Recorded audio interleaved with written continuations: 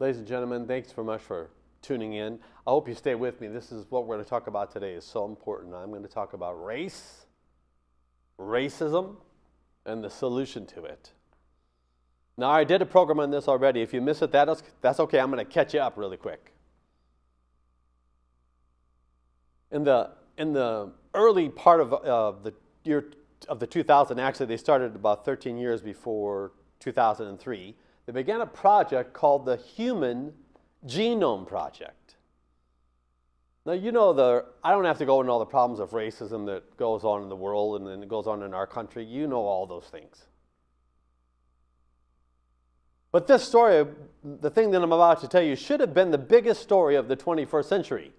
This should have been broadcast 24 hours a day on all of the news channels and should still be being talked about every day because of how huge it is and how it affects the lives of so many people. I'm sitting in front of a news desk right here in the studio. It should have been broadcast from every news desk. We had here in the United States what was called the Human Genome Project. And the point of the project was to map for the first time the human gene. There were scientists working on it all over the world. Took them 13 years. A lot of people laughed at it, thought they didn't have a chance they could do it. But they actually did it. They completed it in April 2003. Now I'm going to say that again. They completed it April 2003. Think where we are now. And when they completed the project, they put out a report. And in the report, they found out that every human being, and now this is all over the world, every human being, it doesn't matter what country you come from, what tone your skin is, whether you're tall, short, round eyes, slant eyes, it doesn't matter. All that is meaningless. What they found out was this. Every human being on this planet, our genes are 99.9% identical. I'm going to say that again. Every human being, your genes, my genes, everybody's genes on this planet, our genes are 99.9% identical to one another. And when they put out the report, they said, we really need to stop using the word race. Listen to this. We need to stop using the word race because it's inaccurate. There are no races. There's just one race, the human race. You're in that race, I'm in that race, and every other person on this planet. We're all one race, the human race. Not only that, they said, we're actually all, not only are we all one race, we can all trace our ancestry back to the original man and original woman, and we are actually all cousins of one another. We're related. I'm related to you, you're related to me, you and I are cousins. I'm cousins to everybody in Africa, I'm cousins to everybody in China, I'm cousins to everybody in the Philippines, I'm cousins to everybody in the UK, you're their cousin, we're all cousins to each other. Now,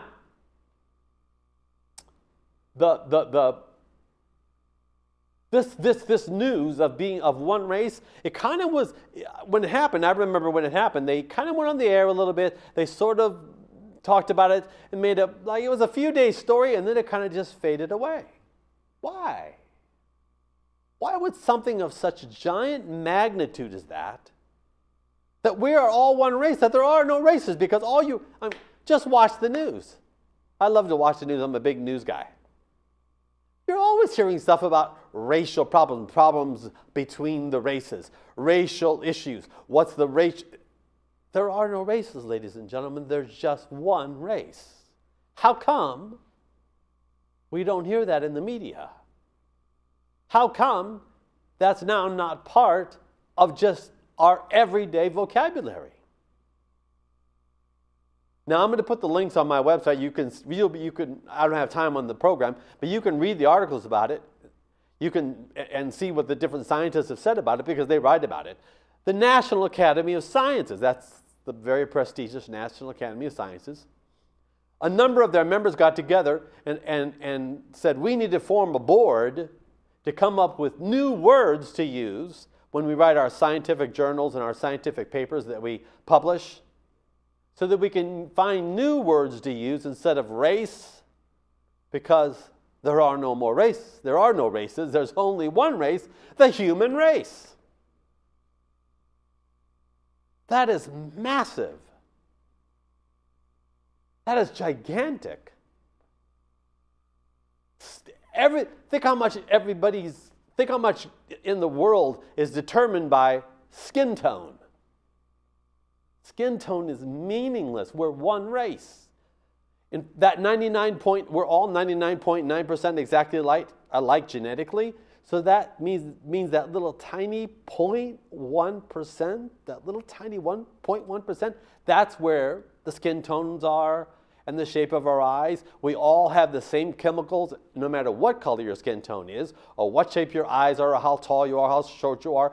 All those genetics are in every single one of us. And it's in that little 0.1%. Now I want to tell you one more thing. If you needed a heart transplant, listen to this. If you needed a heart transplant, there's actually in that little point, now remember we're 99.9% exactly identical, so we're one race. In that little tiny 0.1% difference, there's actually more difference in that little 0.1% between, let's say, a group of Africans who are of the same people group. They actually have a bigger difference in that little 0.1% between each other than somebody from that group and a person in Sweden. They're actually genetically closer. Think about that. A Swede is actually genetically closer to the African than the African group is to one another, or to the Swedes to one another. If somebody in Sweden needed a heart transplant, they would actually, the best match for their heart to get a heart transplant would be the person in Africa, not somebody else in Sweden. That's how close we are. We're cousins, folks.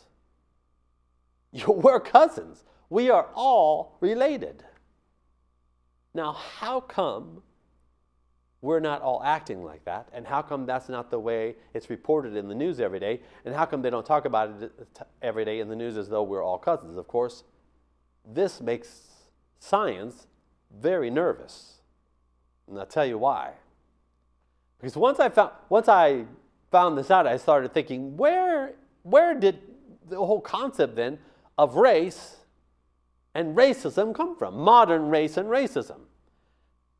Well, I mean, where did the whole idea even start? Who came up with the idea of racism?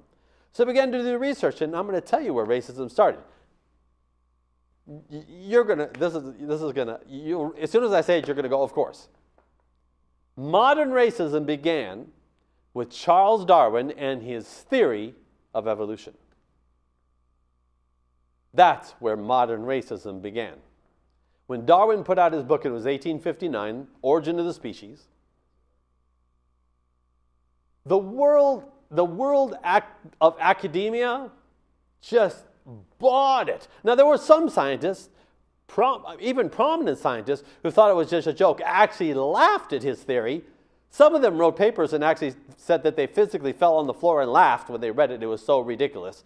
But most of the academic world absolutely just jumped on it and bought it. And there's a reason for that. And these are the big universities. I'm talking about Oxford, Cambridge, Harvard, Yale, all the major universities. They just jumped on it. And there was a reason they jumped on it. Because up till then,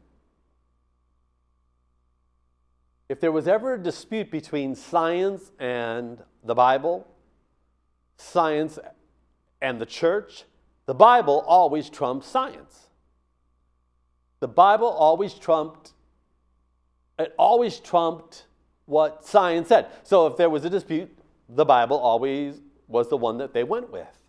When Darwin came along and wrote his theory of evolution and put out the book, first thing he put in there was, of course, there is no God. No God. This is the theory of evolution. I'm going to do it really quickly. There is no God. We're here on the earth.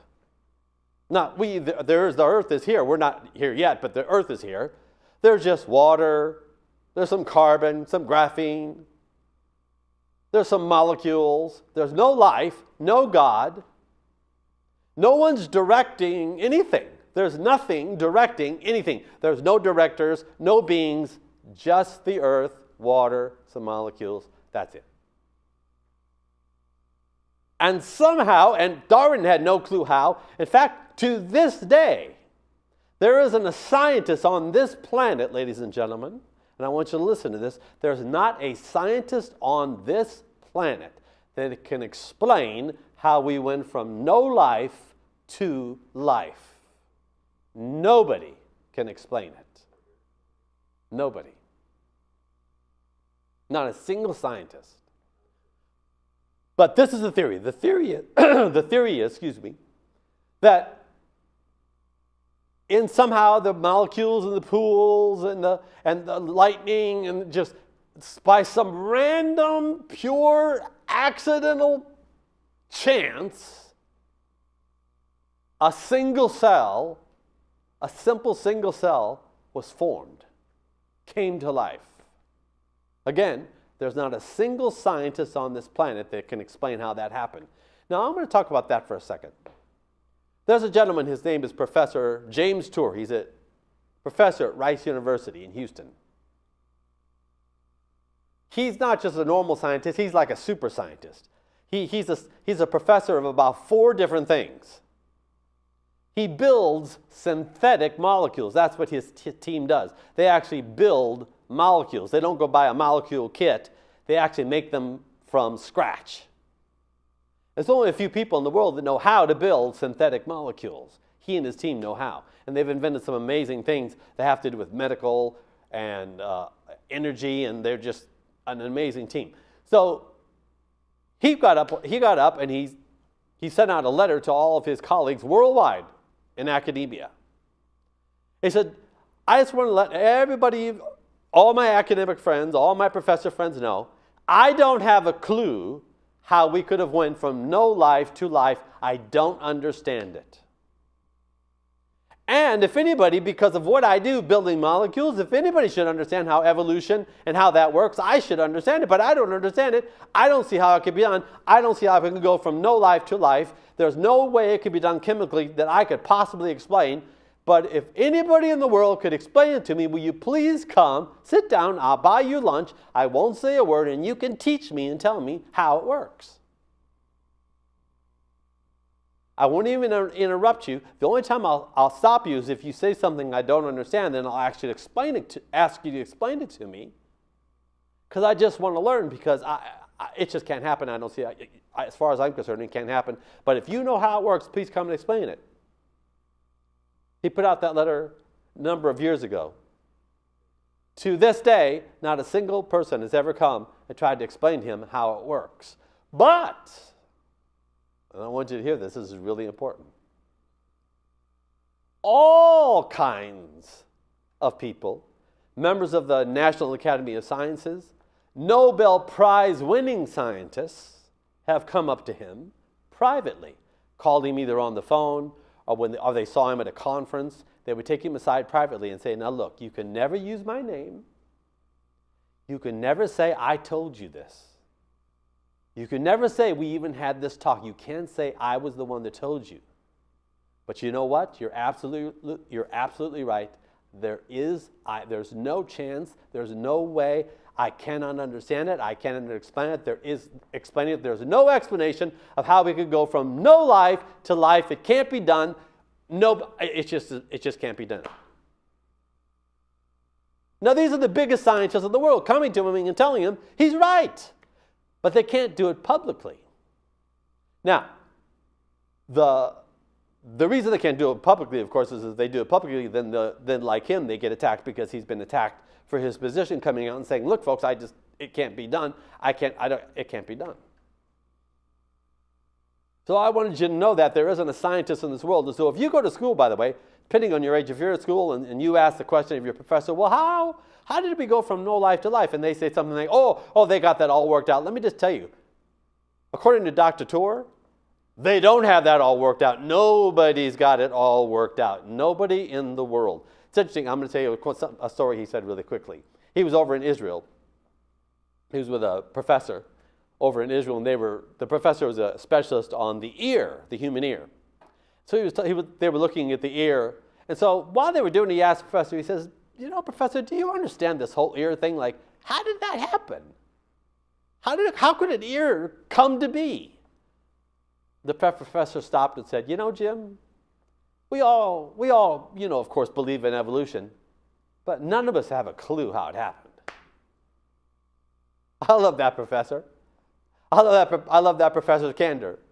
Yeah, we all believe in it, but we don't have a clue how it works.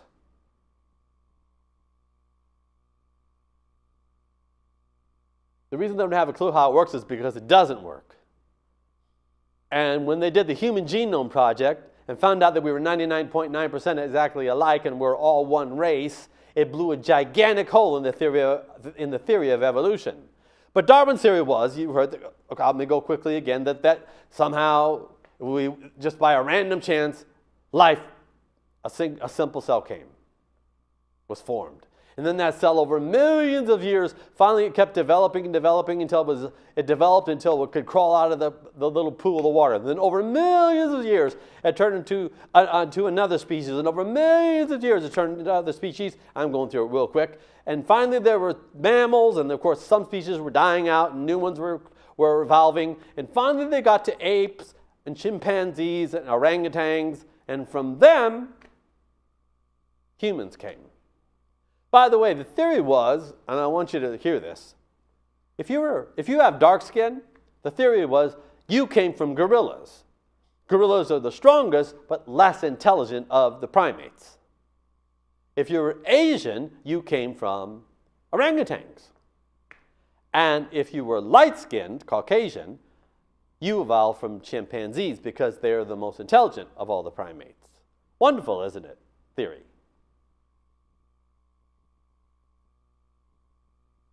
Now, from that, it wasn't just Darwin. His cousin, he invented the word eugenics.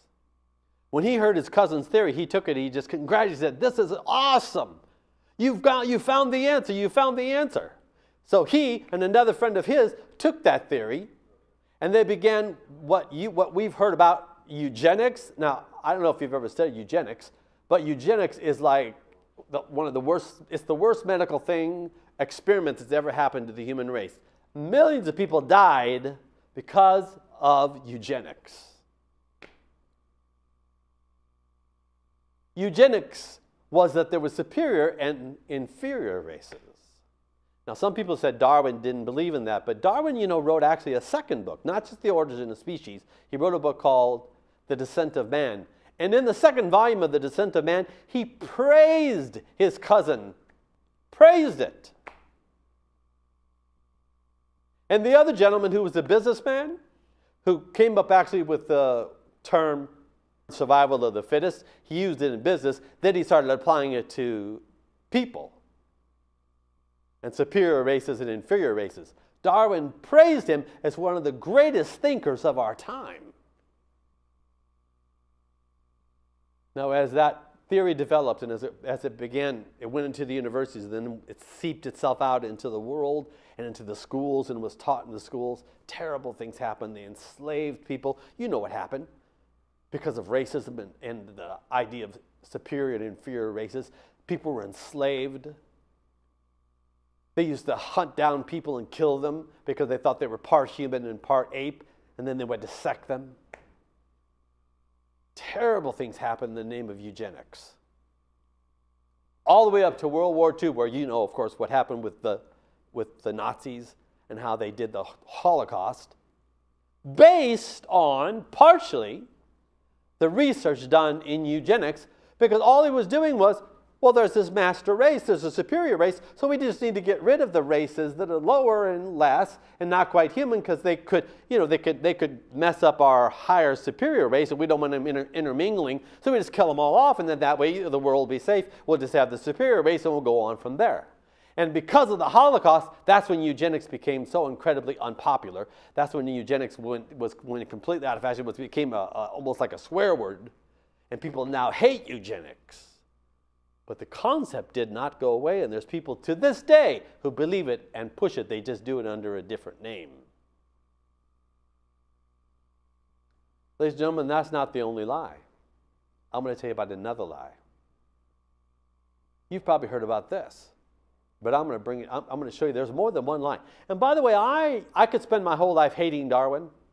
I could spend my whole life going, what an idiot you were, Darwin, and Sir John Galton, and all the other, you guys are just, I could hate you guys for what you did, for the millions of people that suffered because of your idiotic theory. But then, you know what, we can't do that. Because in actuality, it's the enemy, there's an enemy to the human race. He hates our guts. He hates you, he hates me, he hates all of us.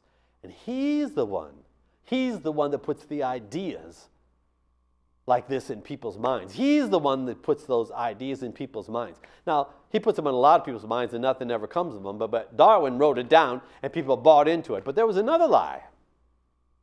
Did you ever think about this? Why in the world did communism ever even get started? Karl Marx wrote a book. And from Marxism, people began to believe it. They said, oh, what a great theory. There's these rich people, they've got all our money. Let's go take the money. That's our money. It doesn't belong to them. It belongs to us. It belongs to all the people. We'll all share. We'll all be equal. We'll all be just alike. And we'll love one another. And we'll just equally work together. We'll take care of each other. And that was the way they sold it. And people joined into the group. And they went and they had a revolution. And they took over. And you saw what happened in Russia. Between Russia and in China, over 100 million people were killed by their own governments. They killed their own people. They believed there was no God. They were pure revolutionists. So there's no problem killing the people. They're just animals after all. We're all just animals, according to the theory. Why would people believe that lie? What would make people go and buy such a lie? What would make people buy the evolutionary lie? I'll tell you why. All of us, ladies and gentlemen, are in a search. Now listen to this, because this is going to maybe shock you for a moment. All of us are in a search to be somebody. All of us want to be valuable, want to feel like we're valuable, want to feel that we have worth, want to feel that we're not just some person in this giant, I'm here in Southern California. There's 18 million people under the signal of this channel you're watching here in Southern California. You could sit here in California and go, I'm sitting here in the middle of 18 million people. Who am I? Everybody wants to be somebody, feel like they have worth. So the enemy, who hates us all and hates the human race, brings lies to people's minds to try to tell them you're nobody, you're nothing. But if you'll do this, if you'll just follow this theory, if you'll just join this group, you'll be somebody. Why do the people join into the communist thing? Why do they join that movement and have the revolution? It's because, first of all, when you join, you're part of the group. You feel like you are somebody. Look, I'm part of the big group. We're all together now. We're a group and we're going to go and take all our money back. And we have meetings and we have rallies and we march down the street and see, I'm somebody. I'm part of the revolution that's going to change the world, and we're going to have a great, wonderful world where everybody just loves everybody, so you feel like you're somebody. That's the attraction. Think about evolution. Boy, talk about something easy to sell. You didn't have to do anything. All you had to do was be born with the right tone of skin, and you're somebody. You could have nothing as far as financially. You could have no money. You could have no jewels. You couldn't own no houses, no land. You could just be a pauper. But you could look down at your skin and see that your skin tone was the skin tone of Darwin.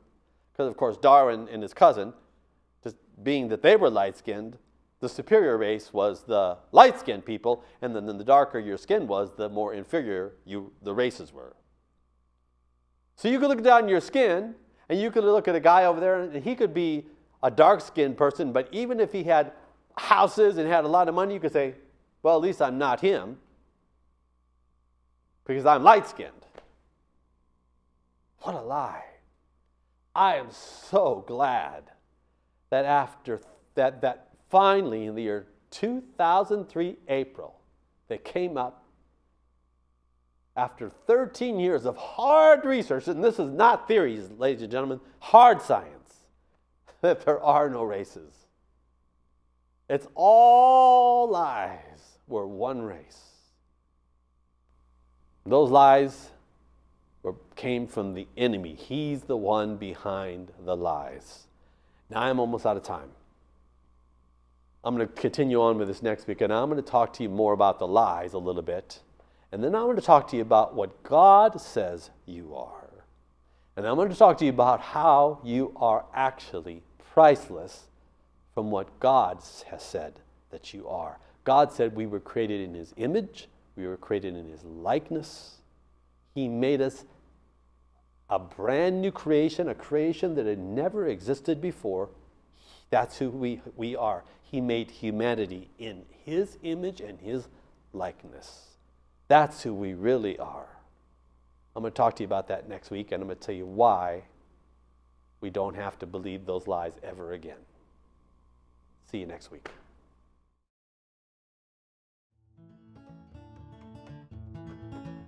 Ladies and gentlemen, I would love to hear from you. You can send me a text or an email to michael@michaeldalton.com, or you can call the 800 number that you see on the screen. You can also just go on our website, click on the Contact Us page, and from right there you can send us a message. You can also write to us at the address that's on the screen. I'd love to hear from you, and thanks for watching. Ladies and gentlemen, I want you to walk in freedom. I want you to listen to this. This is a universal principle. To the degree that you believe lies and act on lies is the degree that you live in bondage, depression, fear. But to the degree that you know the truth and act on the truth is to the degree that you walk in freedom.